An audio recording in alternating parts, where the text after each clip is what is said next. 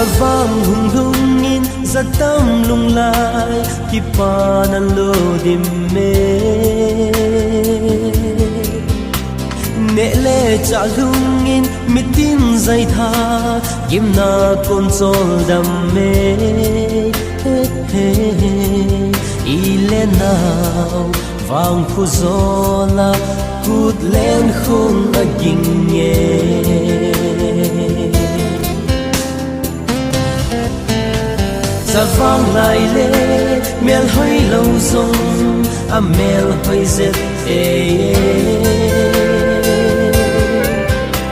mel hơi ho din min than na le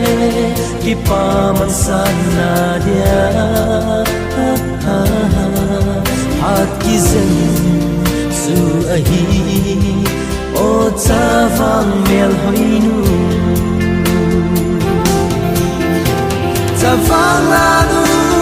o mel hơi nu mi tin lung lai na koi na ki zil na tai gui lên na pa na sang thing na choi na chunga ni lên ha a si tay lâu quay ma ta lâu oh oh oh sa vang lan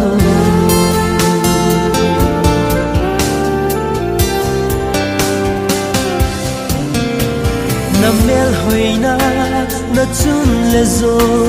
dinga zai tha do na nào bu sunga na hung pin zong na nam mi te le lai zon seng ki thang ka na hi o mel hoi num lom nu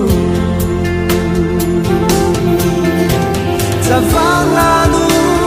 o mel hoi nu mi tin lung lai na koi na ki zil na tai gui lên na pa na sang thi na choi na chunga ni lên ha a si tay lâu quay ma ta lâu oh oh oh sa vang lan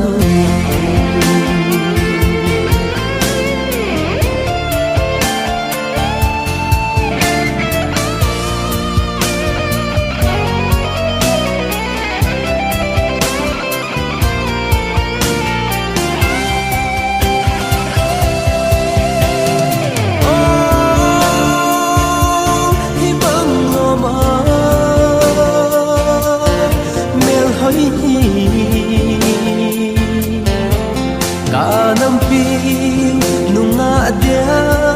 na hing se thil se zo se pa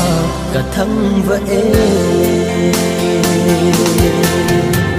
za vang la nu o mel hoi nu mi tin lung lai na koi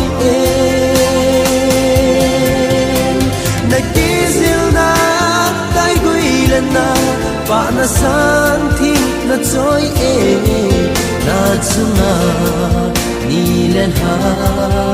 a si tay lâu quay ma ta lâu oh oh oh sa vang la nu